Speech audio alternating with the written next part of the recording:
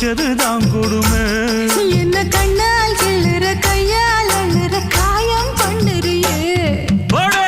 வண்டியில மாமன் பொண்ணு ஓட்டுறவன் செல்ல கண்ணு. எங்க விட்டு ராணி வாரா எல்லாம் வந்து பார்த்துக்குங்க.